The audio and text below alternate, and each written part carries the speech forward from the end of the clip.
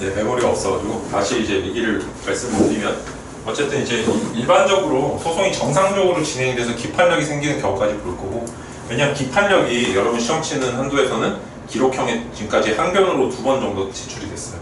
나머지는 채권 집행 말고는 기록형이 안 나와요. 그래서 기록형이 낼 것도 없어요. 그래서 이제 전반적으로 우리가 사례하고 이제 객관식 위주로 보게 될 텐데, 제가 민사소송의 기초에 대해서 좀 말씀을 드릴게요. 민사소송은 ADR 이딴 거 공부를 하면 안 돼요. ADR, 우리는 분쟁을 위해서 공부를 하고 있는 거지, 이렇게 대체적 분쟁 수단 같은 거는 이렇게 연세 많은 분들, 연륜이 많은 분들이 하는 거고, 저는 분쟁이 생기면 어떻게 처리를 하는지 그거를 조금 이제 보여드릴게요. 일단 민소에는 가장 큰 원칙이 2개가 있어요.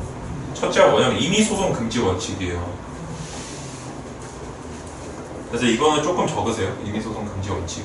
임의소송 금지 원칙은 뭐냐면은, 민소뿐만 아니라 다른 법에서도 마찬가지인데, 절차 내부적으로 절차가 정해져 있는 거 말고는, 즉 우리가 민사소송법상 규정이 있는 거 말고는 소송이 안 된다는 원칙이에요. 그래서 여러분들이 지금 이 민소할 때 감이 안 오시고, 왜냐면 민사소송 같은 경우는 역사 2000년이 넘었기 때문에 얘는 소송 요건에 걸리는 경우는 잘 없어요. 다 본안 문제인데, 지금 최근에 생긴 것들이 있어요. 희읍자 들어가는 이 소송들은 특징이 이런 어떤 생긴 지가 얼마 안 됐기 때문에 어떤 권리 구제 수단이냐 이런 걸 많이 물어봐요. 근데 이것 중에 가장 대표적인 게, 여러분이 의무이행 소송 이런 거 들어보셨죠? 이런 게 될까요 안 될까요? 절대 안 돼요. 왜냐면은 우리가 행정소송법 4조에 보면은 딱 소송 종류 4개밖에 없다, 항고소송은 3개밖에 없다, 이게 못 박아놨어요.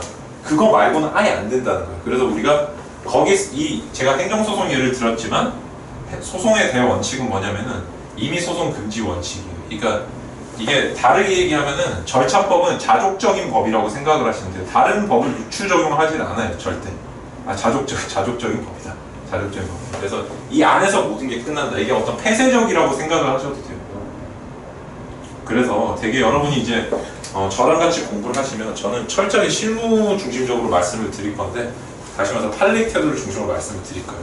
이상한 무슨 민법상 의사표시를 유추적으로 한다든지 이런 헛소리를 하면 안 돼요. 이게 민사소송법을 공부할 때는 철저하게 지금 있는 법과 있어야 되는 법, 그러니까 판례법이랑 그 다음 우리 성문법 2개만 놓고 딱 볼 거예요. 아시겠죠? 이거를 일단 머릿속에 잘 정리를 해줘야 되고, 2번째가 이런 원칙이 있어요. 의사표시, 하자, 불고려 원칙. 이게 뭐냐면은, 우리가 민법에서 103조부터 110조까지가 의사표시 하자에 대한 조문이에요. 물론 여기 이제 적법성에 대한 거라고 볼 수도 있죠. 어쨌든 계약을 고장을 내는 사유들이 이렇게 3조부터 110조까지 있는데, 이런 애들이 전혀 적용이 되질 않아요. 다만 하나 말씀을 드리면은, 우리가 그 민소에는 뭐가 있냐면은, 이제 앞으로 민사소송법 규정은 앞에다 법명을 따로 놨을게요. 이게 451조에 보시면 이 재심 사유인데, 4호에 보면 재심에 어떤 남을 폭력을 쓴다든지 이래가지고 어떤 소송행위를 하게 만든 때가 있어요. 그러니까 이런 정도로만 고려돼요. 그러니까 민사소송의 규정이 있을 때만 고려되는 거예요. 무슨 말인지 아시겠죠? 그러니까 이 소송법 안에 규정이 있는 걸로 다 처리를 하는 거지, 어떤 민법의 규정 이런 건 절대로 쓰지 않는다. 그래서 이거 2개가 이제 가장 중요한 원칙이고, 제가 이제 다음 소송행위의 개념이랑 그 다음에 처분권주의랑 변론주의를 관계에 대해서 좀 말씀드릴게요. 이게 민사소송은 가장 중요해요. 대전제, 소전제, 결론이라는 틀을 이제 좀 알게 해주는 건데, 저도 이거 일본 분한테 배웠는데, 직접 배운 거 아니고 일본 사람 책을 보고 배운 건데, 저는 이거를 알고부터 되게 민소가 쉬워졌거든요. 여러분들한테도 하나 알려드릴게요. 뭐냐면은, 제가 답안지 쓸 때 항상 3개를 틀을 짜서 쓰라고 말씀드리죠. 대전제, 소전제, 결론이라고 하잖아요. 이게 법학의 3단 논법인데, 대가들끼리 좀 통하는 게 있어요. 우리 국내에서는 강현중 변호사님, 이 원장님 책이 이런 식으로 이제 앞에 써놨고, 일본에서는 이토 마코토라는 사람이 이렇게 써놨는데, 대전제에 해당하는 게 법규거든요. 이게 법명제예요, 법명제. 그 다음 소전제가 사실이에요, 사실.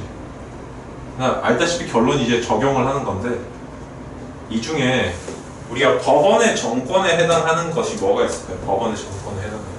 그러니까 3개를 이렇게 나누면은, 다르게 얘기하면은 처분권주의, 변론주의, 직권조사상, 직권탐지주의 이런 거 어디에 들어갈까요? 그래서 위치시킬 수 있겠어요?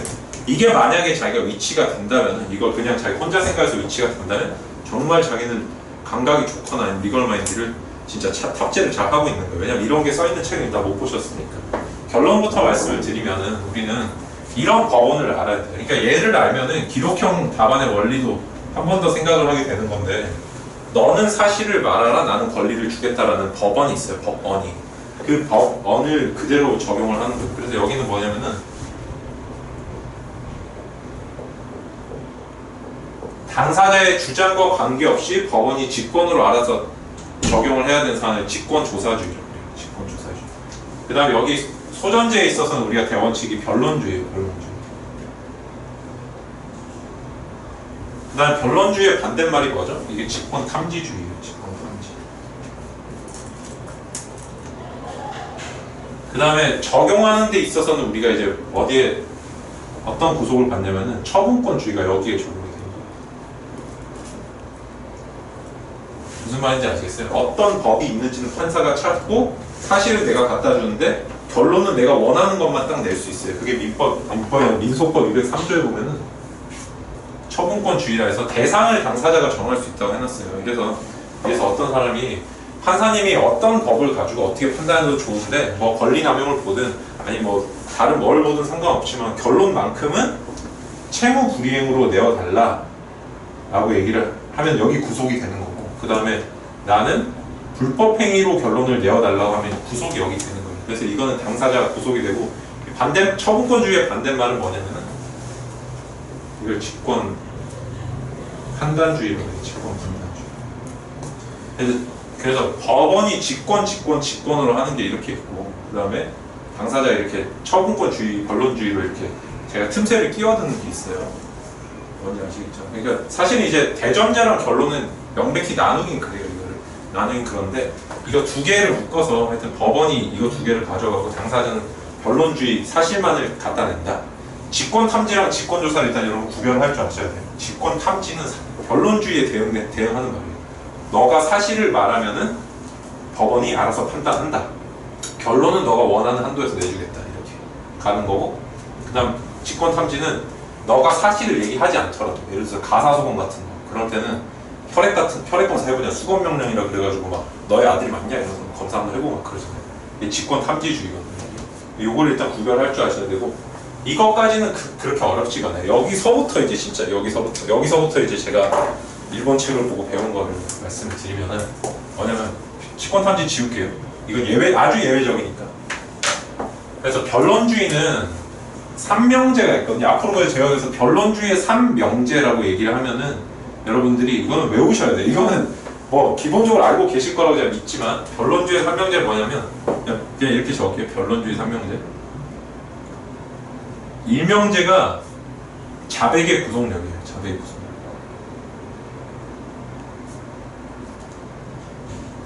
당사자가 얘기하는 대로 구속이 된다. 당사자가 의사합치는 대로 구속이 된다 이거고, 두 번째가 주장책임 원칙이에요. 주장책임.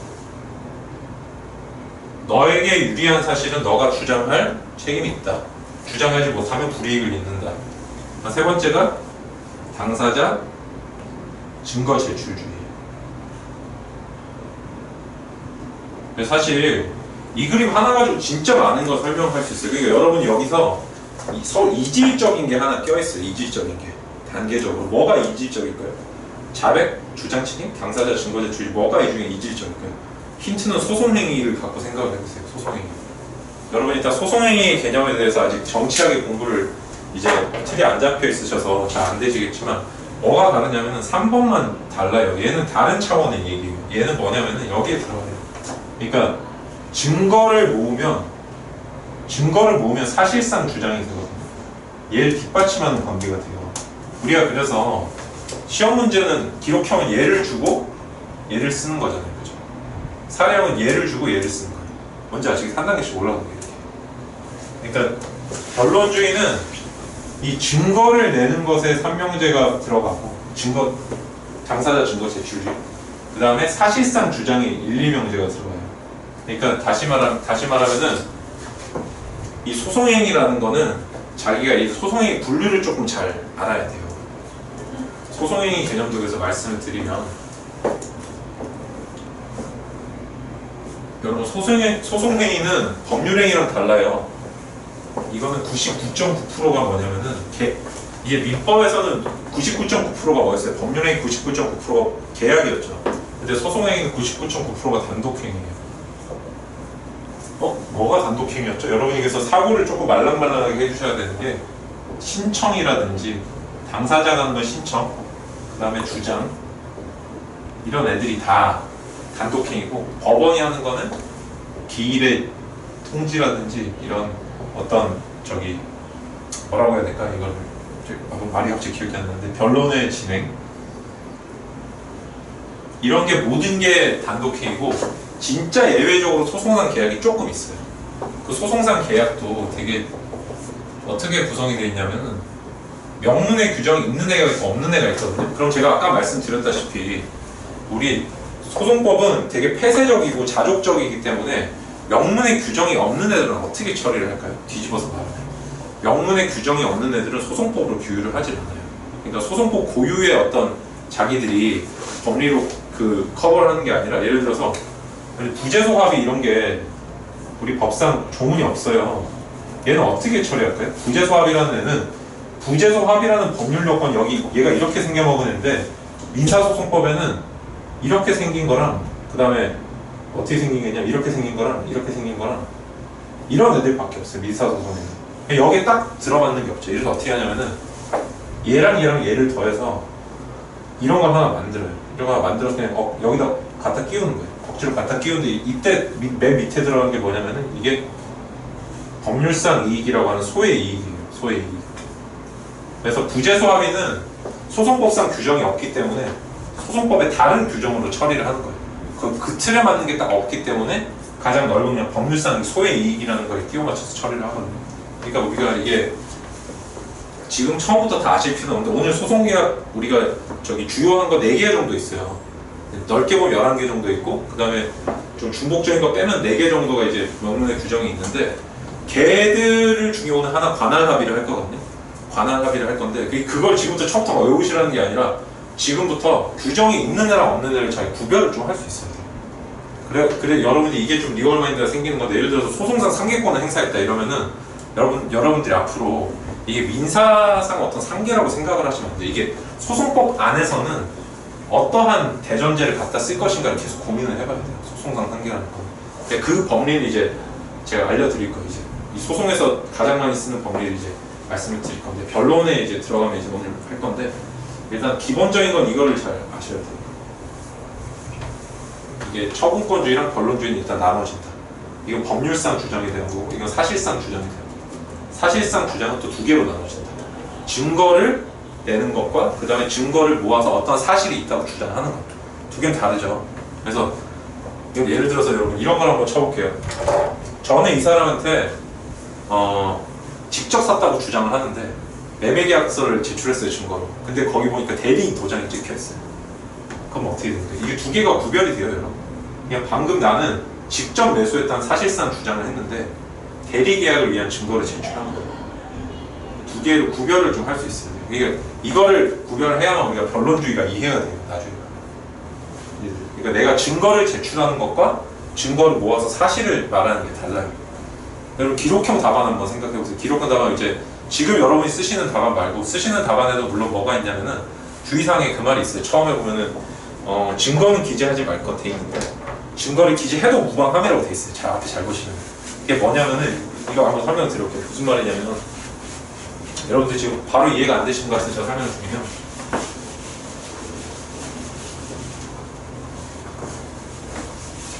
이거 잘 보세요. 내가 지금 이렇게 매매계약을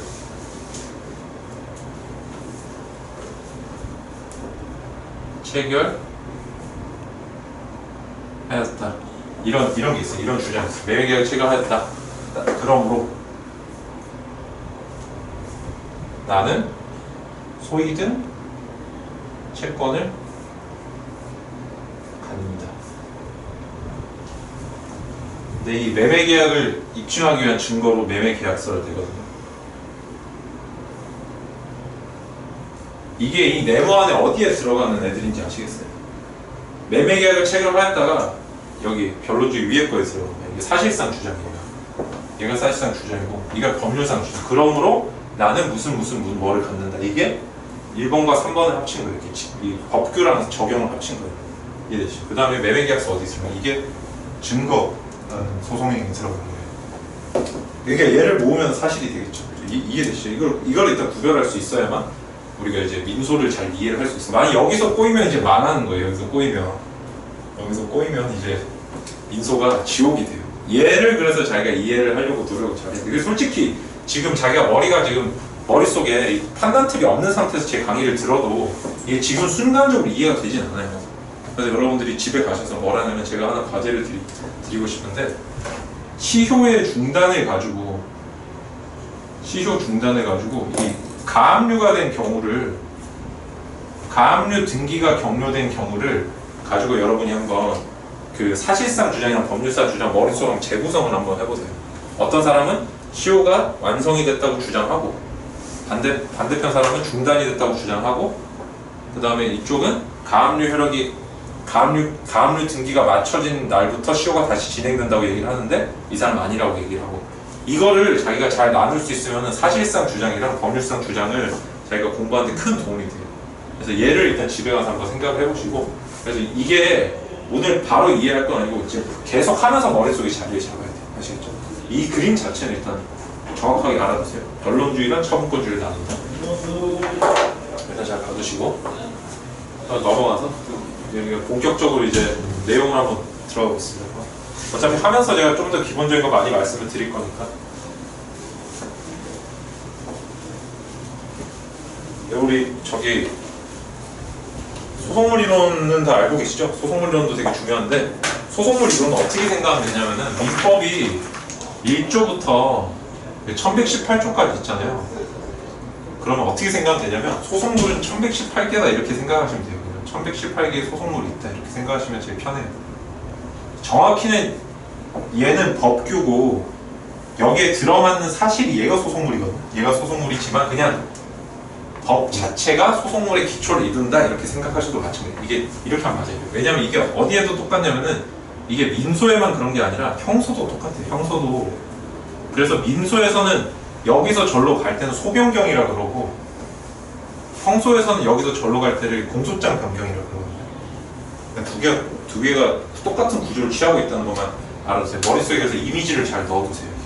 적용 법조를 달리 하면 뭐가 된다? 얘는 소변경 내지는 공소장 변경인데 행정소송에서도 그래서 마찬가지예요. 그게 다른 법조를 적용해버리면은 그 소송물 자체가 바뀌기 때문에 허용을 안 해줘요. 그래서 우리가 공소장 변경에서 기본적 사실관계가 동일해야 된다는 요건이 행정소송에서는 처분사유 추가 변경의 요건은 똑같거든요. 그게 그 이유예요. 처분사유가 바뀌면 소송물의 동일성이 바뀌기 때문에 소송물 자체가 바뀌는 게 아니라 처분의 동일성이 바뀌기 때문에. 그래서 이런 게 그래서 여러분이 보이지 않는 어렴풋한 무슨 고리가 좀 생기면 좋고 이게 갈수록 구체화가 되면 성공해요.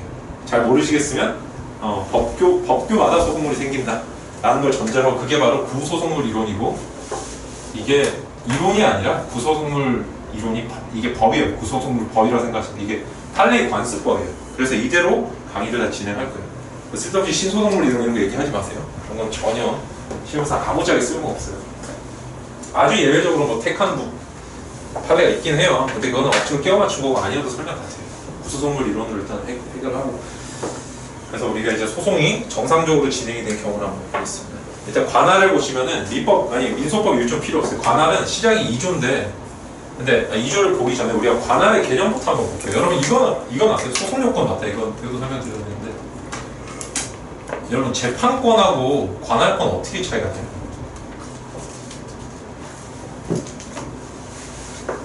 이걸 세 개를 나눠줘요. 재판권이랑 관할권이랑 사무분할을 나눌 수 있어요. 재판권은 뭐냐면은 이거는 국경을 기준으로 나눠지는 관계를 얘기를 하는 거예요. 국경을 기준으로 우리나라가 재판권이 있다 없다라고 해요. 그래서 여기 해당하는 애들이 뭐냐면 치외법권자들이 여기 해당해요. 치외법권자. 우리나라에 있죠. 우리나라 법을 적용 안 받는 애들은 우리가 재판권이 있다고 표현해요. 그 다음에 관할권은 뭐냐면은 우리나라 안에 들어와서 이렇게 시도를 나눴을 때 이렇게 이 시도의 어떤 행정구역상의 경계로 나눠지는 거 관할이라고 해요. 관할. 그래서 이거는 비유적인 표현이 뭐냐면은 법원 건물이 이렇게 있다고 치면은 법원 담이 있을 거 아니에요. 담. 이거는 법원의 담을 경계로 한다라고 표현해요. 법원의 담을 경계로 하는 게 관할이다. 사무분할은 뭐냐면 이거는 법원 안에서 칸막이를 경계로 하는 관계예요. 칸막이를 경계로. 무슨 재판부, 무슨 재판부 이렇게. 이거는 법원 건물 내. 여기에 이제 해당하는 애들을 하나씩 생각을 해보면은 우리가 재판권 같은 거 따로 설명 안 드려도 되겠죠. 취해법권 이런 거 설명 안 나오니까. 오늘 주한미군에 대한 거 이제 하나 나중에 나오긴 해요. 나중에 판례 하나 보고 유명한 게 하나 있었어. 관할권에 대해서는 우리가 여기 해당하는 게 가장 토지관할이죠. 토지관할. 이게 여기 가장 여기 딱 잘 맞는 게 자기 토지 이렇게 토지의 배분대로 나눈 거. 사무분할에 해당하는데 여기는 그래서 여기까지는 다 관할로 치는데 사무분할 안에는 그래서 이게 사무분할도 있고 그다음 관할도 있어요. 관할도 있고 사무분할도 있어요. 사무분배도 있어요. 관할로 해당이 되는 게 뭐냐면은 심급이랑 그 다음에 속가가 많은지 적은지에 따라 가지고 사물관할이라는 게 있어요. 아시다시피 2억 이상인지 2억 이하인지에 따라서 법원 이제 판사가 나눠서 처리를 하잖아요. 이거는 하나의 법원 안에서 일어나기 때문에 원래는 사무분담에 대한 규정인데 관할로서 우리가 보고 있어요. 이렇게 처리를 하고 있어요.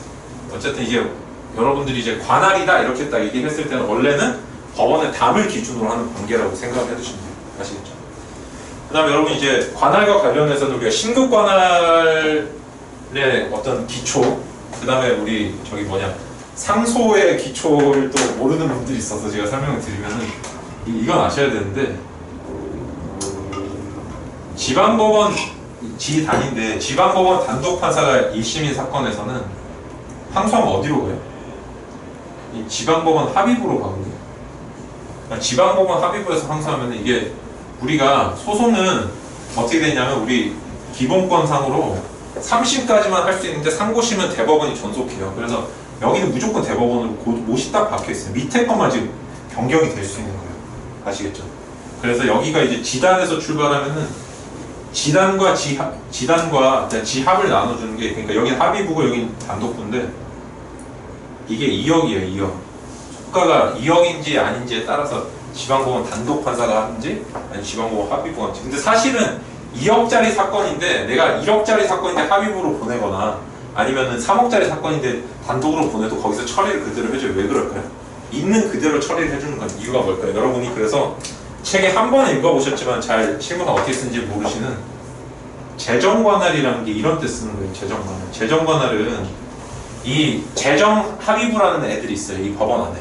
관할을 지들끼리 배분하는 합의부가 또 존재하는데 이렇게 사물관할이 잘못된 사건은 재정관할로 처리를 해서 그냥 너가 해라 이렇게 그냥 거기 관할권을 줘버려요. 그래서 실무상 이 사물관할이 잘못됐다 해서 다른 법원을 보내는 경우는 없어요. 이거는 재정관할로 다 처리를 하기 때문에 그래서 여러분들이 책을 읽을 때 잘 이해가 안 되지만 재정관할 여기서 한 번 딱 나온다는 것만 잘 봐주시면 돼요. 용어만 아시면 돼요. 재정관할 내지는 지정관할이라고 그걸 책엔 지정관할이라고 하죠. 지정관할. 지정관할. 상급법원이 하급법원 이렇게 지정관할. 네가 해 그냥 그렇게. 그 다음에 지방법원에서 이제 합의부 가면 이때 그 다음 단계 고등법원이죠. 고등법원. 마찬가지로 여기서 하면 되고 여기서 위로 올라가는 관계를 상고라고 하고 여기서 위로 올라가는 항소라고 하죠. 두 글자 따서 상소라고 부르잖아요. 그죠? 이건 이제 기초죠. 이게 지금까지 했던 게 뭐냐면은 심급관할이 심급관할. 아시겠죠? 심급관할. 그래서 우리가 이런 관할의 종류에 대해서 일단 이렇게 전반적인 종류를 한번 쭉 봤는데 관할이라는 거는 크게 두 가지로 나눌 수가 있어요. 성질 자체를. 어떻게 두 가지로 나눌 수가 있냐면 이렇게 이거 관할을 도대체 왜 하는 거냐면은 이거는 그냥 판사가 편하려고 그러는 거예요. 판사를 위해서. 오로지 판사를 위해서. 정말 이거 농담이 아니라 사실 이 국민을 위한다는 건 뻥인 게 국민은 자기 집 앞에 있는 법원이 제일 편해요. 거기 가가지고 제주도 사는 사람이든 강원도 사는 사람이든 피고가 어디든 간에 그냥 나는 소송을 제기하면 그게 제일 쉽잖아요. 집 앞에.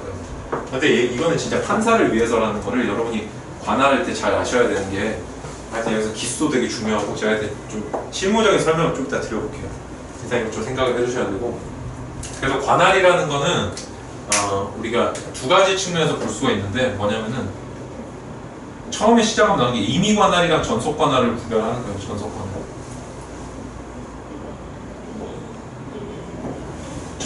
우리는 임의관할과 전속관할 두 개만 구별을 잘 하면 되는데 임의관할에 속한 애만 좀 기억을 잘 해주면 돼요.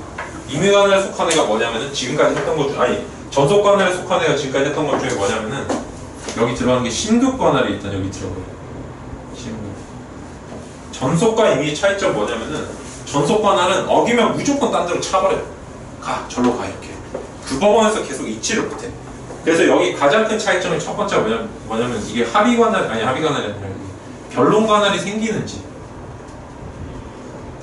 두 가지거든요. 차이점이 합의관할이랑 변론관할. 임의관할은 임의로 합의를 해서 관할이 생기게 할 수 있다는 뜻이고 임의로 변론을 해서 관할이 생기게 할 수 있다는 거예요. 전속관할은 합의를 하든 변론을 하든 그러니까 변론관할이라는 건 일종의 어떤 그 법정 관할이라 생각하시면 당사자의 행위에 따라서 구속력을 주는 거고 합의는 적극적으로 구속력을 생기게 하는 거고 그 다음 변론관할은 소극적으로 구속력을 생기게 하는 거예요. 그 당사자의 행태에 따라서. 이건 자기범 부자기범이라 생각하시면 되는데 그러니까 이게 모순행위 금지죠. 변론관할이라는 거. 그러니까 임의관할은 이 두 개가 다 생겨요. 합의관할과 변론관할이 생기는데 전속관할은 이게 안 생겨요. 그래서 얘는 항상 뭐가 되냐면은 얘는 무조건 이송이에요. 어기면. 단 예외가 있어요. 뭐냐면 그래서 이거 크게 이해되셨죠? 임의관할은 위반해도 합의관할이나 변론관할이 생길 수 있다. 그러나 전속관할은 위반하면 무조건 이송을 한다. 다만 예외가 있어요. 뭐냐면은 기수가 높은 사람한테 잘못 쏘면은 그거는 다시 되돌려요. 그러니까 무슨 말이냐면은 기수가 높은 사람이 낮은 사람한테 잘못 보내면 구속력이 있어요.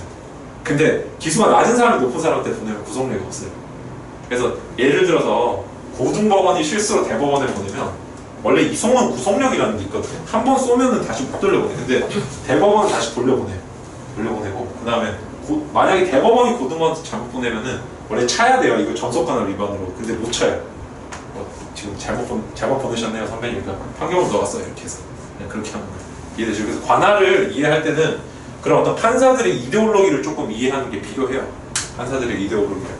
그게 너무 이렇게 뭐라 해야 되지? 순 논리적으로 생각하면 이제 민석 때부터 망하기 시작해요. 여기부터는 조금 그 현실적인 걸 많이 하시죠. 일단 요건 아시겠죠? 임의관할, 전속관할.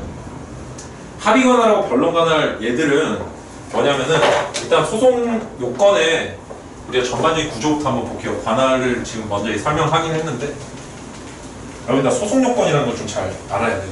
이게 소송을 할 때는 제가 좀 수사가 좀 바뀌었는데 되게 재밌는 게 뭐냐면은 우리가 민사소송 같은 거는 원래 이제 소송이 이렇게 돼 있잖아요. 소송 요건이 있고 그 다음에 이제 고난 요건이 있거든요. 왜 이걸 두 개로 나누는 줄 알고 계세요? 이게 로마법의 전통이거든요. 로마에서 소송 요건만 판단하는 애들을 법무관이라고 그래요. 법무관. 지금 여러분이 아시는 법무관 말고. 그래서 법무관 소송이라는 게 있고 그 걔한테 통과를 해야만 소송을 받아줘요. 이게 국가 편의주의적인 측면이 있는 거예요. 야, 아무거나 다 갖고 오면 우리가 소송을 해줄 수 없다. 그래서 이때 나온 게 아치오거든요. 아치오. 아치오가 있는 사람만 소송을 제기할 수 있다. 그래서 이게 민법은 2000년이 넘게 시간이 지나면서 이 개념이 없어졌어요. 없어지면서 누구나 거의 다 소송을 할 수 있다 해서 본안 요건 판단하는 게 시험이 거의 다 나와요. 그러니까 소송이 확정되거나 그러니까 변론 안에서 시험이 거의 다 나온다. 변론이 잘못 진행된 경우랑 그 다음에 판결의 기판력이 생겼음에도 불구하고 거기에 안 맞는 뻘소리를 하는 거. 그러니까 이 이후계 민소 어떤 사법의 영역이면은 아직까지 희위자 들어간 소송은 거의 다 이게 다 나와요. 이거밖에 안 나요. 거의 다. 만약에 운 좋게 본안으로 오면은 딱 하나만 더 해요. 비례 원칙 말고는 쓰는 게 없어요. 모든 게 비례 원칙이에요. 예를 한번 들어볼까요? 구간의 적법성 이런 거 비례 원칙인 거 알고 계세요? 예를 들어서 아무 때나 구간을 갖다 붙이면 수단의 적합성이 위반되는 거거든요. 이런 식으로. 그러니까 모든 게 비례 원칙이 돼요. 그 희위자 소송은. 그래서 소송 요건만 판단하는데 그렇다면 우리가 소송 요건이 뭔지부터 한번 볼게요. 기본적으로 소송 요건은 크게 이렇게 네 가지 파트로 나눌 수가 있어요. 첫째는 대상이에요. 대상. 그러니까 소송 요건의 관념은 소가 넘치는 걸 막는 거거든요. 남소를 제한하자는 건데 사실 이건 뻥이고 이거는 점잖은 분들이 이렇게 쓰는 거고 솔직하게 얘기하는 판사님들은 그냥 국가가 편하려고 그러는 거다라고 얘기를 하거든요. 그러니까 소송 요건은 첫째가 너가 거기에 대해서 어떤 대상에게 시비를 걸 수 있느냐를 물어봐. 이게 대상적인 문제예요. 첫 번째는. 그러니까 너가 시비를 걸고 싶은 대상, 타겟을 잘 정했니? 이거 두 번째 너는 시비를 걸 수 있는 사람이. 그냥 원고적격이라고 할게요 그냥. 그 다음에 창고의 개념이 하나 있어요. 여기도 속하지 않고 여기도 속하지 않지만 뭔가 소송을 하면 안 될 것 같은데 그거를 싸그리 모아서 하는 말이 소의 이익이에요. 얘는 적극적 개념이 아니에요. 공제적 개념이에요. 여기도 아니고 여기도 아닌 애를 여기다 다 모은 거예요. 그 다음에 여기 보면 이제 제소기간. 근데 아시다시피 민소는 제소기간이 없어요. 제소기간을 두는 건 공법소송일 때만 둬요. 왜? 국가행위에 대해서 시비 걸지 마라고 국가가 시비를 걸 수 있는 기간 자체를 막아놓은 거예요. 그게 그래야 어떤 국가의 우월성이 유지가 되잖아요. 그죠?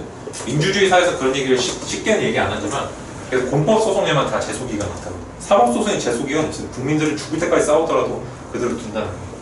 자, 그래서 일단 제소기간은 우리가 논외로 하고 그럼 이거 세 개를 보면은 대상적격 문제는 옛날에는 시험에 나왔지만 지금 아예 안 나와요. 뭐냐면 이거는 법률관계기만 하면 되거든요.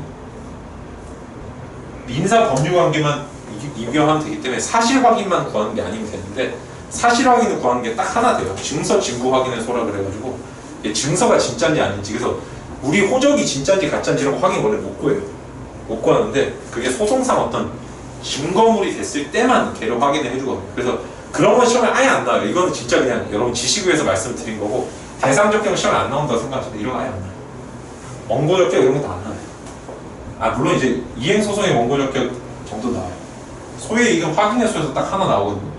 근데 이런 구체적인 것보다 지금 더 중요한 거는 소송 요건을 어기면 뭐가 되는지가 문제가 되는 거예요. 소송 요건 어기면 뭐가 돼요? 각하가 돼요. 각하. 본안 요건을 만약 충족 못 시키면 기각을 시키거든요. 이게 훨씬 중요해요. 각하랑 기각. 근데 소송 요건이랑 본안 요건제 뭘 먼저 검토를 해야 될까요? 소송 요건을 먼저 무조건 검토를 해요. 이거를 뭐라 그러냐면은 이건 외워두세요. 요건 심리의 선순위성이라고 해요. 요건 심리의 선순위성. 소송 요건 심리의 선순위성이라는 거예요. 그래서 이거랑 똑같은 다른 말이 뭐냐면은 본안 선취의 금지라고 해요. 본안 선취의 금지. 소송 요건보다 본안을 먼저 취득하지 말고 소송 요건 판단을 끝내고 할 것. 근데 여러분 여기서 헷갈리시면 안 되는 게 소송 요건과 본안 요건을 판사가 판단하는 기준 시점은 똑같아요. 둘 다. 이게 뭐냐면 둘 다 언제를 기준으로 판단하냐면 판사는 최종적인 인식 시점이 변종시거든요. 변종시. 변론 종결시를 기준으로 둘 다 있는 점지 판단해요. 다만 그래서 이게 진짜 이 의미는 뭐냐면 요건심리 선순위성이랑 본안 선취 금지의 실질적인 의미는 뭐냐면은 둘 다 흥결을 했을 때 각하를 할 것인지 기각을 할 것인지가 문제되면은 각하를 하라는 거예요. 무슨 말인지 아시겠죠? 그러니까 예를 들어서 여러분 어떤 사람이 합의를 해가지고 이 사람이 지금 반의사 불벌죄에서 처벌을 원치 않는 의사를 표시를 했는데 무죄다. 근데 알고 보니까 이 사람이 저기 위법성 조각이 되는 사실이 또 있었다. 이러면은 뭘 내야 돼요? 공소기각을 내야 돼요? 아니면 무죄를 내요? 공소기각을 내죠. 그게 요건심리의 선순위성 때문에 그런 거예요. 이해되시죠? 그러니까 모든 소송이 다 똑같다는 거예요. 이렇게 형식 판결을 먼저 해줘야 돼요. 근데 이게 지금 이런 원리들이 언뜻 보면 시험에 단독으로 안 나오는 것 같지만 나중에 형사 기록에서 주문 하나를 맞추는데 큰 결정적인 진짜 요소를 좌우를 하거든요. 그래서 지금 이런 원리를 잘 알아두셔야 돼요. 자, 많이 조금 이제 저기 이렇게 다른 좀 추상적인 걸 얘기를 많이 했는데 관할 얘기를 하다가 지금 넘어왔는데 관할도 소송 요건 중에 하나예요. 관할 그 제대로 된 법원에 갖다 낼 것. 그래서 관할도 여기 들어오는데 근데 잘 보시면은 이 모든 소송 요건은 변론 종결시를 기준으로 읽기만 하면 된다 그랬죠. 다시 말해서 소재기 시랑 이렇게도 얘기를 해요. 변종시랑 이렇게 있으면 소재기 시에는 없었다고 하더라도 변종시에 있으면 돼요. 이거는 소재기 시를 기준으로 보면 하자가 치유됐다고 얘기를 하기도 하거든요. 이렇게 소송 요건이 처음엔 없었는데 나중에 갖추면은 각하되지 않는다라고 얘기를 하는데 그래서 얘를 나머지 모든 소송 요건은 기본이 할 때 변종시를 기준으로 하는데 관할은 예외예요. 관할은 왜 예외일까요? 관할에는 이런 원칙이 있어요. 관할 항정의 원칙이라고 해서 관할 항정의 원칙은 뭐냐면은 관할은 소재기 시를 기준으로 그 적법 여부를 판단한다는 게 관할 항정의 원칙이에요. 얘만 예외예요. 얘만 소재기 시를 기준으로 판단해요. 관할 항정. 그래서 소재기 시에 있었으면 관할이 이후에 없었다 하더라도 얘는 딴 데 보내지 못해요. 그 다음에 아까 관할은 그래서 특징이 두 개가 있어요. 이거 외우세요. 관할의 첫 번째 특징은 관할 항정의 원칙이라 그래서 소재기 시를 기준으로 판단한다는 게 첫 번째 특징이고, 두 번째는 여러분 소송 요건이 없으면 어떤 판결을 내린다고요? 각하 판결을 내려요. 소각하 판결을 내린데, 관할이라는 소송 요건을 충족을 못 시키면 소각하가 아니라 어디가 차버려요. 그럼 뭐라고 하냐면 이송 판결이라고. 이송 판결. 이송의 재판을 해버려요. 이송 결정, 이송 결정. 판결의 이송 결정. 이송 결정을 해버려요. 각하를 시키는 게 아니에요. 각하는 집에 가 이거고, 이송 결정은 제대로 된 데 돌려보는 거예요. 그래서 관할에서 관할이라고 딱 했을 때 소송 요건의 의미에서 봤을 때 두 개를 기억을 해두세요. 첫째는 관할 항정의 원칙, 두 번째는 관할 위반 시 각하가 아닌 이송한다. 이렇게 두 개를 기억을 해두시고, 그래서 이제 관할로 다시 넘어가 보겠습니다. 그래서 이 관할이라는 게 당사자가 하여튼 처분할 수 있는 사항인지 아닌지 보고 전속 관할, 임의 관할로 나눈다는 건 말씀을 드렸고, 아까 전속 관할 설명하는데 이렇게 막 넘어갔는데, 전속 관할에 속하는 게 그래서 첫 번째 신급, 그다음 직분이라는 게 있어요. 직분이 뭐냐면은 예를 들어서 여러분 민사 집행할 때 직분 관할이 수소 법원이랑 소를 받는 법원이랑 그 다음에 집행을 하는 법원은 달라요. 이게 하나의 판사가 하는 것 같지만 서로 안에서 이게 나눠져 있어요. 아까 법원 내부 안에서 나눠져 있잖아요. 직분이 나눠져 있는 거 제가 관할로 처리하는 경우가 있다고 그랬잖아요. 법원 내부의 사무 분담의 문제인데, 이 개를 관할로 처리하는 게 직분 관할인데, 이거는 서로 일이 안 꼬이게 하려고 이렇게 임의로 나눈 거예요. 그래서 무조건 전속 관할 사건으로 그냥, 그래서 강제 집행을 하고 싶으면은 소재기 하는 데 가면 안 되고 집행하는 법원 쪽으로 가야 돼요. 이게 법원 맨 사이드에 있어요. 그 다음에 소를 제기하고 싶으면은 또 집행관한테 가면 안 돼요. 이게 서로 나눠져 있다. 우리는 모르지만 법원 안에서 확실히 나눠져 있어요. 신급관할, 직분관할, 요 정도만 일단 딱 기억을 해두시고, 여기서 헷갈리시면 안 되는 게 뭐냐면은, 뭐 전반적인 개념도 아시다시피 합의관할 있죠. 합의관할. 합의관할도 얘도 그 소송행위도 우리가 소송행위 해석이 대원칙이 있어요. 뭘로 해석할까? 소송행위는 자연적 해석을 절대 하지 않아요.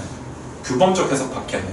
소송행위에 있어서 규범적 해석을 뭐라 부르는지 아세요? 표시설이라고 해요. 표시설. 근데 판례가 그걸 가지고 조금 말을 바꿔가지고 쓸 때는 뭐라 부르냐면 절충적인 표시설을 실질적 표시설이라고 해서 가치를 중화를 시켜요.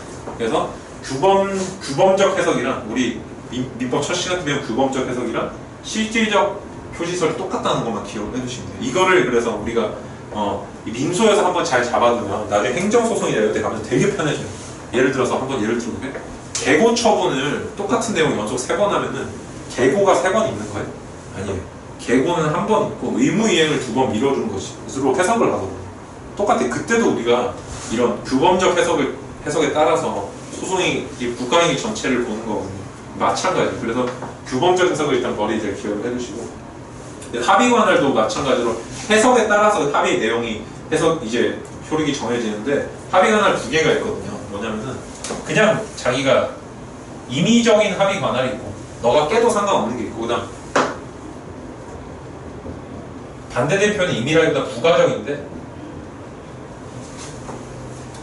너랑 나랑 관할을 법원이, 너는 A 법원에 갈 수 있고, 예를 들어서 부산 사람이고 제가 예를 들어서 청주면은 너는 청주지방법원, 너는 부산지방법원 갈 수 있다는데, 우리가 소재기 할 때는 서울중앙법원에서 하자 이렇게 얘기를 하면은 이건 뭐냐면 전속적 합의 관할이라고 해요. 그 법원 많이 한다. 그래서 A랑 B가 있는데 선택지 C를 내미는 거를 전속적 관할 합의라고 그러고, C가 있으면 부가적 관할이라고 그러고 말이 좀 꼬였는데 죄송합니다. A랑 B가 있는데 C를 더하면은 부가적 합의라고 그러고, 그 다음에 청주랑 부산이 있잖아요. 근데 청주에서만 하자 이렇게 얘기를 하면은, 청주에서만 하자 이렇게 해석하면은 그냥 그게 이제 전속적 관할이 되는 거예요. 합의 내용에 따라 다르지만 방금 보셨다시피 두 사람 사이의 어떤 내용이 아닌 거를 갖다 붙이면 부가적이라고, 추가적이라고 하고 부가적, 그 다음에 둘 중에 하나를 선택하는 걸 전속적이라고 하는데, 이 전속적 합의 관할은 전속 관할일까요? 아닐까요? 아니에요. 아까도 말씀드렸다시피 임의 관할에만 합의 관할이 성립하거든요. 임의 관할에만. 그래서 이 용어를 전속적 관할 합의랑 전속 관할을 헷갈리시면 안 돼요. 전속적 관할 합의에 대해서 머릿속에 어떻게 쓰셔야 되냐면 이렇게 쓰셔야 돼요.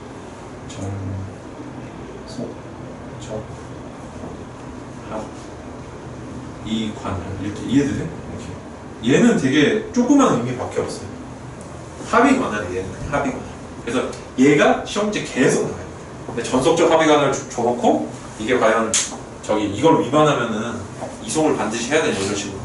그래서 걔는 깨도 변론관은 항상 생기거든요. 변론관은 뭔지 아시죠? 이게 적극적으로 내가 응소했을 때 거기에 대해서 모순행위 금지 원칙을 갖다 붙이는 거야. 민법 위주로. 그러니까 너가 소송까지 한 애가 지금 와서 저기 소각과 판결을 아니 저 이송 판결을 말을 하지 말라는 거예요. 너 어차피 너 응소했는데 뭐하러 굳이 그걸 다시 돌려보내. 그래서 둘이 싸우기로 결심했으면 여기서 계속 싸워라. 이게 변론관할이에요. 아시겠죠? 그래서 아까 말씀드렸다시피 당사자가 합의를 통해서 적극적으로 관할법을 정할 수도 있고 그 다음에 모순되어 있는 행위를 못함으로써 정해지는 수도 있어요. 이게 정해지는 거는 임의 관할일 때만 정해지는 거예요. 그래서 전속 관할의 종류를 잘 외워두시고 여기 걸리면 안 됩니다. 그래서 한번 지금 문제를 한번 풀어보도록 하겠습니다. 문제를 풀면서 한번 보면 여러분 좀 더 이해가 잘 되실 거예요. 지금 이제 설명이 추상적인데 맞다. 관할, 토지관할 한 개만 더 설명드릴게요. 여러분 토지관할 보면은 뭐 옛날 책을 교과서 읽으신 분이 있을지 모르겠지만 이제 안 읽으시니까 무지하게 복잡해요. 쓸데없는 너무 많고. 근데 토지관할, 실제 토지관할은 실무상 되게 재밌는 게 실무상 원고의 주소지에서 거의 다 해요. 어떻게 그럴까요? 여러분 뭔가 지금 제가 거꾸로 얘기하는 거죠. 근데 2조에 보면은 피고 주소지라고 분명히 돼 있어요. 2조에 보면. 근데 왜 원고 주소지가 될까요? 잘 보시면 8조에 보시면은 의무이행지의 재판적이라고 그래가지고 의무이행지의 재판적은 우리가 거의 대부분의 우리가 뭐냐면 지참채무 원칙에 따라요. 다시 말해서 얘가 피고가 나한테 들고 와야 되는 거예요. 의무이행지는 채권자의 주소지가 돼요. 그래서 실무상으로는 이게 압도적으로 많아요. 그래서 사실상 원고가 지 주소지에서 할 수 있다. 게다가 뭐가 있냐면은 25조에 보시면은 병합 청구의 재판적이라 관련 재판적이라 그래가지고 예를 들어서 내가 이렇게 돼 있어요. A, B, C, D가 있어요. 얘들이 집이 다 어디 딴 데, 먼 나라, 이웃 나라 딴 데 있어요. 근데 A가 나한테 갖다 줘야 되는 게 있고 그래서 내 주소지에서 할 수 있는데 A에 대해서는 내가 할 수 있어요. 근데 얘들끼리 무슨 관련이 있는 거예요. 사고를 같이 냈다 이런 식으로. 그러면은 한 명이 관할이 생기면 나머지가 다 끌려오는 거를 관련 재판적이고 25조가 그걸 규정을 하고 있거든요. 그래서 한 명만 있으면 다 끌려요. 그래서 여러분이 제가 실질적인 팁을 하나 알려드리면은 민사기록형을 풀 때 관할법원을 왜 소장 맨 뒤에 쓰잖아요. 답은 2개밖에 없어요. 지금까지 기출 다 보면은 물론 이제 올해 시험 칠 때는 이제 저기 주총 취소에 대한 그게 나와가지고 전속관할 문제가 나왔는데 그거 말고는 이제 그냥 자기가 모르겠다 이러면은 서울중앙이거나 서부를 찍으면 돼요. 둘 중에 하나 무조건 답이에요. 지금까지 항상 답이었어요. 중앙 4번, 서부 2번 답이었어요. 서부 3번인가? 2번. 중앙 3번, 서부 2번, 그 다음 전속관할 올해 1번 이렇게. 원래는 그래서 관할은 기록형에서 마지막 거 2점 맞추려고 하는 건데 사실 이것보다 어디서 어렵게 나오냐면은 행정법에서, 행정소송에서 관할 맞추는 게 하나 나오거든요. 그래서 이제 그때 가서 공부를 하면 실력이 좀 더 늘어요. 지금은 이 정도만 알아두시면 돼요. 2조? 8조만 잘 알아두시면 돼요. 아시겠죠? 그래서 한번 보겠습니다. 문제를 한번 볼게요. 되게 재밌어요. 문제 보시면. 제가 문제를 관할까지 하고 관할을 다 하고 쉬면 될 것 같아요. 별로 안 어렵거든요. 보겠습니다. 1번 일단 전속관할과 임의관할. 채권자 갑이 채무자 유소유 부동산에 대해 가처분을 신청하면서 가처분? 민사집행이죠. 그죠? 민사집행. 보전처분이니까 그죠? 동재판을 관할하는 법원을 찾느라 고민했다. 어디 가서 고민했다는 거예요. 법원 안에 들어갔는데 어느 층, 어디로 가야 될지 모르겠다는 거죠. 이건 뭐예요? 제가 말씀드렸듯이 사무 분담의 문제죠. 그러니까 직분관할의 문제거든요. 직분관할. 근데 직분관할이라는 건 아까 뭐였어요? 직분, 심급 이런 애들. 그래서 시옷, 지옷이 들어가는 애들은 아까 전속관할이었어요. 전속관할. 지옷에 가까운 애들, 지옷에 가까운 애들.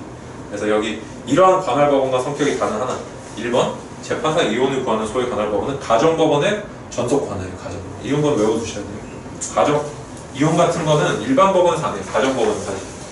2번 보니까 강제집행. 이게 전속관할 똑같은 거죠. 3번 보니까 이런 게 나온다니까요. 전속적 관할 합의. 이런 게 무조건 답입니다. 이런 식으로 다 전속적 관할 합의가 아니다. 얘는 그냥 얘는 합의를 한 100배 정도 더 크게 보셔야 돼요.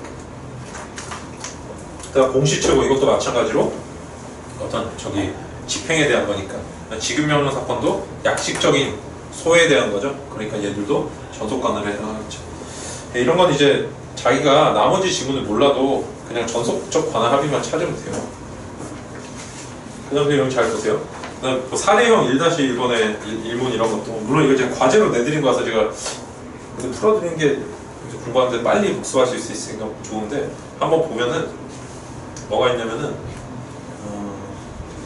오른 2페이지에 위에서 네 번째 줄 보시면 세 번째 줄 보시니까 소송할 필요가 생길 때는 서울중앙지방법원을 관할로 한다 이렇게 돼 있는데 왼쪽 1페이지에 보니까 얘들 주소지가 나와요. 서울 성동구, 서울 강남구. 강남이 중앙이거든요. 성동구가 동구. 근데 둘 중에 하나를 지금 택했잖아요. 그러니까 을에 지금 관할법원, 을이 사는 곳 관할법원을 택했으니까 뭐 아까 뭐라고 해석한다고 했어요? 제가 두번적 해석선 이거를 전속적 관할 합의를 해석한다고 했죠. 전속적 관할 합의를 위반하면 뭐가 된다고요? 위반해도 똑같이 변론 관할이 생기고 합의 관할도 가능하고 뭐 이런 거 아까 말씀드렸죠. 임의적인 게 다 생길 수 있다. 그래서 이 사례에서도 전속적 관할 합의 위반이 있는데 변론 관할이 생기면 위반 혐의 치유된다. 이런 식의 문제예요. 가서 이제 제대로 한번 풀어보시고 그러니까 포인트를 잘 아시면 돼요. 그 다음에 2-54번 보세요. 이런 것도 전속적 관할 합의가 유효하면은 다른 관할 법원을 이송할 수 있다. 네. 그러니까 변론 관할도 생길 수 있고 이송할 수 있다. 여러분 이게 잘 보시면 어떤 포인트인지 아시겠죠? 아까 말씀드린 대로 이게 전속 관할이면은 이렇게 말을 하면 안 돼요. 변론 관할도 안 생기고 그 다음에 그 법원이 사건을 처리를 해야 돼. 이송 못 해요. 임의로 원래 이게 임의로 이송할 수 있다는 뜻이거든요. 6-55번도 보세요. 이런 것도 을이 이 사건에 관해 비법원에서만 재판을 비법원에서만 재판을 받기 위해 전속적 관할 합의죠. 이렇게 얘기를 했는데 변론기일에 출석해서 주장하지 않으면 A법원은 관할권을 가진다. 왜 반복일까요? 이것도 변론 관할이 성립했기 때문에. 이해되시죠? 그래서 지금까지 보니까 전속적 관할 합의를 찾으면 답이라는 걸 알 수가 있죠. 그래서 이거를 여러분이 답 찍는 연습을 하지 마시고 집에 가서 전속적 관할 합의 한 번 더 교과서를 제가 읽어보고 한번 공부를 해보세요. 교과서 제가 추천해드리는 건 2번 있어요. 한 번 약간 애매해졌는데 어쨌든 제가 항상 추천해드리는 모든 과목 통틀어 가장 좋은 책이 박지한 교수님 민사소송법이 제일 좋고 자기가 만약 민소가 약하고 재미가 없다 그러면은 그 책을 보시면 진짜 재밌고 쉬워져요. 진짜 명著, 최고의 명著. 진짜 제가 생각에 60년 역사상 가장 잘 쓴 책인 것 같고 진짜 우리 모든 사법의 역사상. 그 다음에 만약에 자기가 어떤 진짜 어떤 뭐라고 해야 될까 좀 깊이 있게 하고 실무에 나가서도 보고 싶다. 근데 양이 적으면서 이런 게 있다면 강현중 그 사법정책연구원장님의 이번에 민사소송법 9판이 났어요. 9판. 그러니까 얇은 책 말고 판형을 키워가지고 먼저 크게 나왔는데 그 책도 볼만해요. 볼만하고 김홍엽 이런 거 보이지 마세요.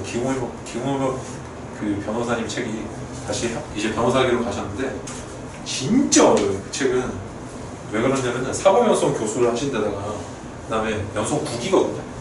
슈퍼 초고 선배예요. 19기가 9기가 하여튼 그래요. 너무 우리랑 연배 차이도 많이 나고 그래가지고 내용도 이주연 선생님 그대로 베꼈어요. 베껴서 요약한 다음에 사법연수원 자료 다 갖다 붙이고 자기 박사학위 논문에 붙인 책이에요. 쉽게 말하면 진짜 어렵기 때문에 그 책은 절대 비추. 그거 갖고 강의하는 분이 있긴 해요. 저도 듣고 싶어요. 그분한테 강의를. 어떻게 그 책을 강의를 하는지 너무 궁금해서. 네, 그 책은 절대 보지 마시고. 그러니까 혼자 보실 때는 제가 물론 자기가 조금 기초가 있으면 이거만 보셔도 돼요. 근데 참고서는 하나는 반드시 읽는 게 좋아요. 그러니까 이거 봐서 이해가 안 되면 저한테 모든 걸 다 물을 수는 없거든요. 책을 읽고 해결이 되는 부분이 있을 테니까 책을 반드시 그러니까 사례집은 살 필요 없어요. 근데 교과서는 한 권 정도 반드시 하나 구입을 하세요. 6-55번 이런 것도 뭐 다 풀었고 그 다음 펀더멘탈은 이제 여러분 각자 읽어보시면 되겠죠.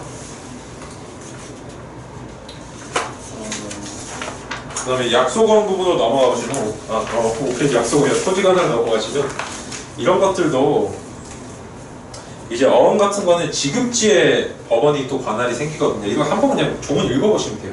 얘는 이제 그 법무부 모의고사 문제다 보니까 모의고사 지문이다 보니까 얘가 이제 좀 이렇게 나왔는데 제가 여기 다만 토지관할에 논점 마크를 붙여놓은 거는 뭐냐면은 사법시험 문제는 어떻게 나오냐면은 이렇게 나와요. 예를 들어서 얘가 지금 어느 쪽에 자기 주소가 있다. A라는 애는 어디서 아까 뭐 강남 살고 성동구 살고 이런 거죠. 그런 식으로 하나 주고 그 다음에 합의를 어디를 했는데 얘가 어디를 깼다. 이 경우에 이게 관할이 어딨냐 이런 식으로 물어보거든요. 그래서 관할 총 집합 문제를 내는데 여러분이 관할 문제가 나오면은 맨 마지막에 풀면 돼. 쫄지 마시고 시간은 무조건 뒀다가 얘는 법전 찾기 싸움이지 외우기 암기 싸움이 아니에요. 법전을 꼼꼼하게 찾는 사람이 무조건 관할을 맞추게 돼 있어. 사령 나오면. 아시겠죠? 그러니까 이런 게 나왔을 때 무조건 마지막에 풀어. 우리가 평소에 아는 뭐 관할 합의라든지 이런 게 나오면 그냥 쓸 수 있죠. 아 이건 전속적 관할 합의니까 뭐 변론 관할이 생기다 이렇게 쓰면 무조건 답인데 그런 걸 쓰는 상황이 아니라 진짜 뭔가 찾아야 될 때 뭐 예를 들어서 뭐 지식재산권에 대한 게 나왔다 24조에 있긴 한데 그런 걸 막 법전 넘겨봐야 보이거든요. 그런 거는 여러분들이 평소에 그냥 뭐가 있다 정도 하고 일독만 하면 돼. 지금 일독해놓고 만약에 사례형이 나왔을 때 사실 나왔으니까 그랬을 때는 그냥 자기가 마음 편하게 다른 거 다 풀고 마지막에 풀면은 무조건 점수를 얻을 수 있어요. 왜? 다른 사람들은 여기서 시간 다 잡아먹고 나머지 문제 다 칠 테니까. 아시겠죠? 그래서 제가 이제 또 이런 부분들도 정리를 조금 해놨어요. 한번 읽어보시면 되겠고 7페이지에 다만 여기 펀더멘탈 두 번째 네모는 7페이지 첫 번째 네모는 한번 볼게요. 우리가 일반적으로 기록형을 볼 때 금전 인도 청구 그러니까 동산의 인도 청구는 의무이행자가 8조인데 그 다음에 불법 점유자 있죠. 아까 비계약형 사례 그런 거는 부동산 소재지가 또 관할을 가져요. 그래서 등기부에서 비계약형 사례는 부동산 소재지 관할 법원을 그냥 찾으면 돼요. 무슨 법원, 무슨 등기소 이렇게 돼 있거든요. 그때 동그라미 쳐놓으면 걔가 이제 나중에 교집합해보면 답이 돼요. 아시겠죠? 그 다음에 불법 점유자에 대한 토지와 부당이 되어 함께 구하는 경우도 마찬가지로 8조, 25조 거래될 수 있다. 또 함께 봐주실 수 있어요. 이거는 기록형을 위한 제 포인트 정리예요. 그다음 관련 재판적은 토지 관할만 적용이 있고 사물 관할은 27조로 정해진다는 의미가 속가를 갖고 정해진다는 게 속가에 다 2억을 넘는지 안 넘는지 그걸 보고 정해지는 거지 관련 재판적으로 정해진 게 아니에요. 그럼 여러분 맞다 한 개 더 설명을 드리면 사물 관할이 나오니까 이제 설명을 드릴게요. 한 개 더 설명을 드려야 되는 게 아까 제가 관할은 항정의 원칙을 따른다 그랬죠. 소재기 시에 정해진 관할 법원이 그대로 쭉 가요. 그래서 이 원칙은 어디까지 계속 적용이 되냐면은 만약에 법원이 변론을 병합해서 단독 판사 사건인데 속가가 예를 들어서 한 처음에 3천만 원이었는데 계속 법원이 다른 데 제기된 소를 다 병합을 해가지고 2억 5천이 됐다고 쳐보게요. 이 경우에 관할이 바뀔까 안 바뀔까요? 안 바뀌어요. 왜? 관할은 항정의 원칙입니다. 처음에 소재기 시에 단독 판사 사건이었으면은 이후에 병합이 돼도 계속 그대로 있어요. 다만 관할 항정에는 또 두 가지 예외가 있어요. 이제 원칙은 아시겠죠? 관할 항정. 관할 항정에 두 가지 예외가 있는데 그게 뭐냐면 첫째가 이건 원고가 주어가 가야 중요 원고가 안 적으셔도 돼요. 있어요. 원고가 청구 추가했습니다. 원고가 추가해가지고 속가가 2억이 넘으면은 이건 합의부로 보내요. 합의부 이송을 시켜요. 2억이 넘었습니다. 이해되시죠? 그 다음 두 번째 반소가 합의부 관할일 때 이때도 합의부 관할 이거 두 개만 외우시면 돼요. 관할 항정의 두 가지예요. 원고가 청구를 추가했을 때 그래서 시험 문제는 어떻게 나오냐면은 원고가 추가한 게 아니라 법원이 직권으로 변론을 병합했다. 그렇게 해서 속가가 3억이 넘었다. 2억이 넘었다 이런 거 됩니다. 그때는 보낼 수 없어요. 그때는 그냥 관할 항정에 따르는 거예요. 이거는 조문이 있어서 그래요. 두 개가 조문이 있어요. 그래서 이제 이것만 관할 항정 예외로 잘 기억을 해주시면 되겠습니다. 그러면 다 이제 풀 수 있어요. 한번 볼게요. 8페이지 2-56번 보시니까 청구 객관적 병합 1번 소송 목적의 값의 산정은 단순 병합의 경우에는 다 더하는데 선택적 예비적 병합은 병합된 청구 중 다이거나 이걸 흡수주의라고 하는데 이거는 잘 기억을 해주세요. 나중에도 계속 나와요. 얘는 흡수주의는 그러니까 단순 병합은 다 달라는 거잖아요. 그죠? 선택적 병합은 아시다시피 둘 중에 하나만 원한다 라고 하기 때문에 더 큰 값을 기준으로 정하면 돼요. 여러분 속가라는 건 뭐냐면은 기본적으로 이렇게 생각하시면 돼요. 1,000만 원짜리 내가 만약에 돈을 달라고 하면은 0.05%가 속가거든요. 그냥 대충 이렇게 생각하시면 돼요. 이 정도 곱해보면 자기가 속가가 아니라 인지대네.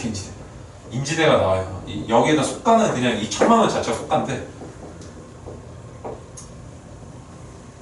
속가상 인지대를 제가 설명하려는데 속가를 같이 얘기를 해버렸어요. 인지대는 한 이 정도 같아요. 속가는 이 목적물의 가액이 금전 자체면은 이게 바로 효과가 되고, 금전으로 환산이 안 되는 거는 환산할 수 있는 기준이 민사소송 인지규칙이라는 게 있어요. 여기 제가 좀 적어놨지만은 이거는 그냥 가서 한번 일독하시면 돼요. 일독하시면 되고, 중요한 거는 흡수주의랑 제가 몇 개 설명을 드릴게요. 근데 일단은 제가 방금 보셨던 선택적 예비적 병합은 다액을 기준으로 한다는 흡수주의는 설명을 드렸고, 그죠? 그 다음 소송 목적의 값에 관한 설명 5-53번. 제소 당시, 이런 거 잘 보세요. 제소 당시에 소액사건 심판법에 적용돼서, 여러분 그래서 소액사건은 얼마부터요? 3천 이하거든요. 3천 이하. 3천만 원보다 작으면 소액이고, 그 다음에, 그러니까 여러분 이게 머릿속에 이거 이미지를 좀, 이것도 한번 기억을 해두세요. 이게 좀 자주 바뀌어가지고 여러분이 좀 잘 모르실 수 있는데, 단독 사건은 소액 단독이랑 그냥 일반 단독으로 두 개로 나뉘어요. 일반이란 말 안 써요. 그냥 단독, 소액 단독이. 그 다음에 합의부 이렇게 나누는데, 이거 두 개를 나누는 기준은 2억이고 얘 둘을 나누는 기준은 3천이에요. 아시겠죠? 이렇게 3천보다 낮으면 소액 단독이라고 그러고, 3천에서 2억 사이를 그냥 단독, 그 다음에 2억 이상을 합의부 사건 이렇게 불러요. 아시겠죠? 이런 기억을 해주시고. 그래서 잘 보시면 1번 제소 당시의 소액사건 심판법에 적용 대상, 즉 3천만 원짜리 사건이 그 후 병합 심리로 인하여 소송 목적의 값의 합산액이 2천만 원을 초과. 옛날에 이제 문제 나왔을 때 2천만 원일 때 초과한 경우에 소액사건에 해당하지 아니한다. 2천만 원 초과하면 소액사건. 이거는 제가 아까 말씀드렸다시피 병합 심리 한때가 아니라 당사자가 소를 늘렸을 때만 관할 항정의 예외가 돼요. 즉 이제 저기 소액사건에 해당하지 아니한다는 말이 뭐냐면은 일반 단독 사건으로 관할이 바뀐다는 뜻인데, 그게 아니에요. 여전히 처음부터 소액이면 계속 소액으로 가는 거예요. 아시겠죠? 당사자가 청구를 늘린 경우에만 그렇게 되는 거예요.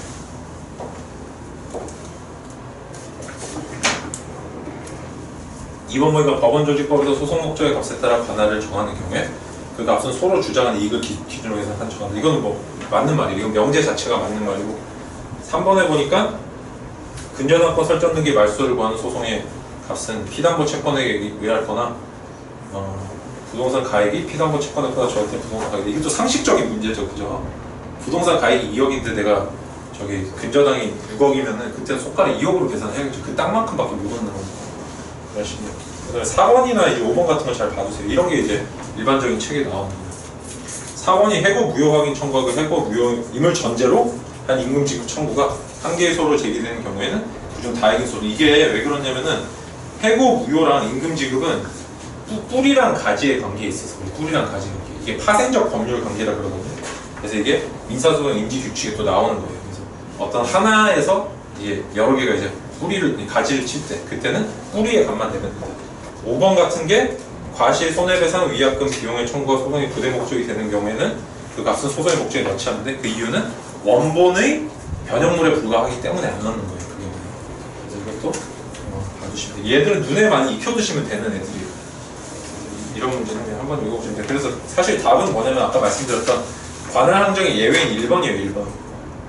그 다음에 아까 흡수리 정도 기억 좀 잘 해두시고, 그 다음에 집에 가셔서 오늘 하셔야 되는 게, 지금 하진 않지만 제가 뒤에다 펀더멘탈 어차피 적어놓긴 했어요. 이거를 한번 읽어보시면 돼요. 민사소송 인지규칙. 제가 읽어드릴 필요는 없을 것 같아요. 한번 읽어보시고,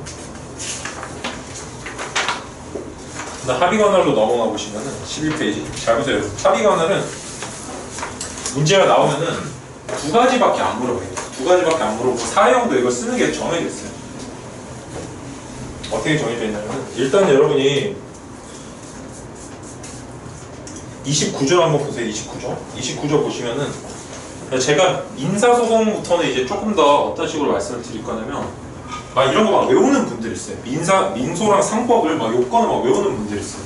관할합의는 뭐 1심에 계속 중이고, 그 다음에 뭐 전 못 외우거든요. 왜냐면 외울 필요가 없어요. 요즘에 시험은 다 뭐 15점, 10점 이렇게 문제가 나오기 때문에 막 요건을 휘황찬란하게 안 써요. 그다음 실제 채점 기준표 봐도 뭐라고 돼 있냐면은 그냥 관할 합의 말만 이렇게 딱 써요. 관할 합의. 그 다음에 합의 효력에 미친 범위 이런 식으로. 아시겠죠? 그러니까 그 요건을 얼마나 썼느냐는 정성평가라고 해서 사람마다 재량 점수를 부여할 수 있는데 거기도 안 들어가요. 그러니까 여러분들이 그 특정에 까지 말라고 그랬지만 하여튼 상법은 절대로 보면 안 되는 책이 있어요. 답도 다 틀렸고 문제 푸는 과정도 다 틀린 책이 있어요. 그러니까 그런데 여러분이 되게 익숙해져 있으시다 보니까 이게 특히나 민소나 상법 가면은 막 되게 어렵고 재미없다 느끼는 분들이 많은데 이거는 그냥 앞으로 이제 어떻게 가냐면은 그냥 조문을 베끼면 돼요. 조문을 베끼는데 센스 있게 베끼면 돼요.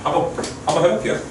자, 일단 중요한 거 2개부터 제가 지금 잠을 안 자가지고 상태가 좀 안 좋은데 합의 관할은 2개를 일단 봐야 돼요. 2개를. 뭐냐면은 첫째는 얘는 합의잖아요. 합의.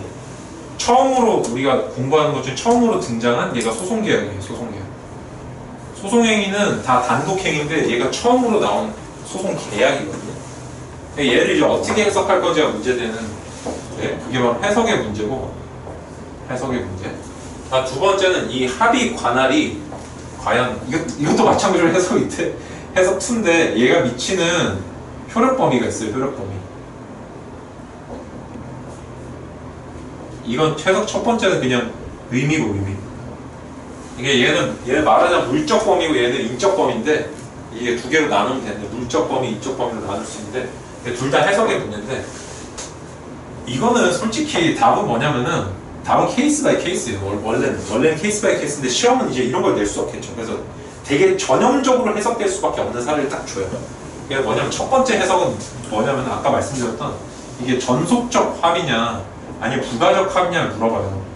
답은 뭐냐면은 이제 풀어서 여러분이 써주시면 되는데 머릿속에 이미지 어떻게 갖고 계시면 전속이라는 말은 2개 중에 1개라는 뜻이고 이렇게 되면 전속적 합의고 아까 보셨던 첫 번째 1회 기출문제 기억나시죠?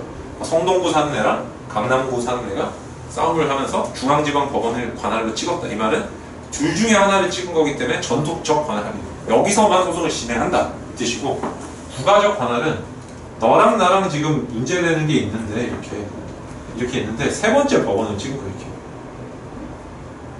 이렇게 문제되는 애 말고 세 번째 거. 이럴 때 부가적이라고 해요. 아까 보셨다시피 성동구랑 중앙 어디냐 저기 강남구 사는 애가 예를 들어서 수원지방법원을 찍었다 이러면 그 부가적 관할이 되는 거예요. 이해되시? 이거를 먼저 써줘야 돼요. 관할 문제가 나왔으니 사례형에 나오면 얘는 이런 의미다. 그래서 여기서 하는 게 뭐 위법하다 안 위법하다 이렇게 써주면 되겠죠, 그죠? 두 번째는 무슨 문제냐면은 이거는 객관적인 범위의 문제고 그 다음에 그래서 책임은 이제 주관적 범위인지 2개로 나누는데 주관적 범위는 어떤 사람한테 미치느냐는 거예요. 합의한 사람한테 미치겠죠. 관할 합의는 합의니까. 다만 이제 이게 그래서 민소가 좀 여러분 어려운 이유가 뭐냐면은 여러분 이런 걸 지금 그러니까 책에는 이런 걸 친절하게 설명 안 해놔요. 어떤 거냐면 지금 한번 해볼게요. 이런 거 아셔야 돼요. 이게 실체상 법률관계랑 실체법상 법률관계랑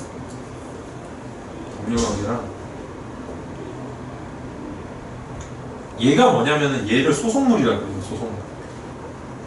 실체법상 법률관계가 있냐 없냐를 판단하는 게 소송의 목적이다라고 해서 얘를 소송물이라고 하는데 예를 들어서 내가 소유증 채권의 존부 이렇게 되거든요.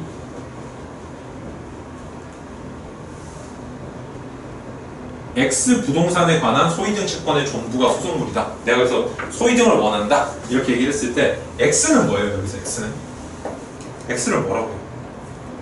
이걸 계쟁물이라고 해요. 계쟁물.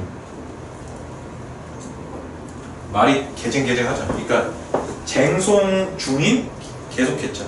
쟁송 중인 물건이다. 얘는 소송물하고는 달라요. 뭔지 아시겠죠? 소송물이 목적으로 삼는 낸 거예요. 근데 우리는 이 해석에서는 이게 민소 처음부터까지 계속 나와요. 그래서 여러분들이 이게 요 개념을 좀 잘 잡아주셔야 돼요. 소송물이랑 계쟁물을 구별을 못하면은 나중에 참가 승계, 인수 승계 이런 거만 대가 머리가 터져버려요. 그때 지금 기억을 잘 해두셔야 돼요. 계쟁물하고 쓰는 거 아시겠죠?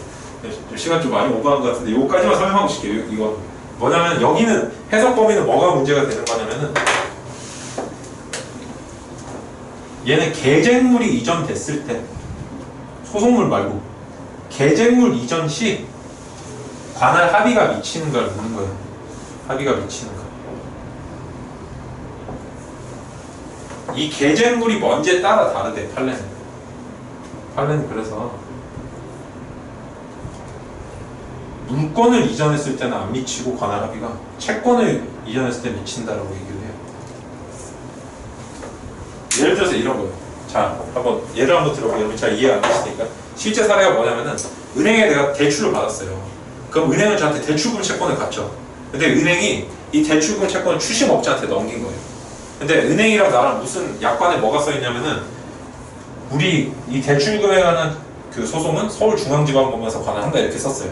근데 대출업자도 서울중앙에서 해야 되는 거예요. 이 사람 알고 보니까 막 대전 살고 이런데 이 사람도 과연 서울중앙을 가야 되냐 이 문제가 발생한 거예요. 채권을 넘겼을 때.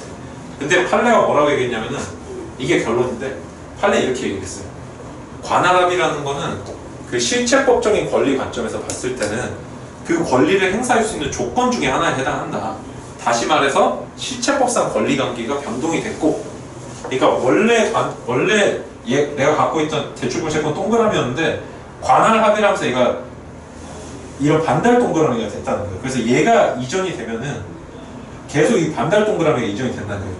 그러니까 나는 원래 대출금 채권이 있었는데 서울중앙에서 받을 수 있는 대출금 채권, 서울중앙에서 받을 수 있는 대출금 채권 이렇게 이전이 된다는 거예요. 그러니까 모양이 바뀐다는 거죠. 관할 합의를 했을 때는 모양이 바뀐다. 그래서 채권은 모양이 바뀔 수 있지만 물권은 모양이 안 바뀐다는 거예요. 왜? 민법 185조에 보면 물권 법정주의라 그래서 절대로 당사자가 임의로 모양을 못 바꾸고 돼 있어요. 그래서 뭐 윤규 질권 이런 거 없잖아요. 그렇잖아요. 진호 저당권 이런 거 있어요. 없잖아요. 그러니까 이거 그래서 관할 합의가 있어도 물권은 절대 효력이 모양이 안 바뀌기 때문에 관할 합의를 무시하고 계속 이전이 된다는 거예요. 그래서 우리가 이제 이거 관할 합의에 대해서는 인적 범위를 어떻게 판례가 파악하고 있다고 설명하냐면 물권이 양도된 경우에는 관할 합의가 승계되지 않지만 채권이 양도된 경우에 승계된다라고 이제 어떤 명제화시켜서 표현하는데 사실 그 의미는 이런 이제 실제로는 이런 의미가 있는 거죠. 그래서 10분 쉬었다가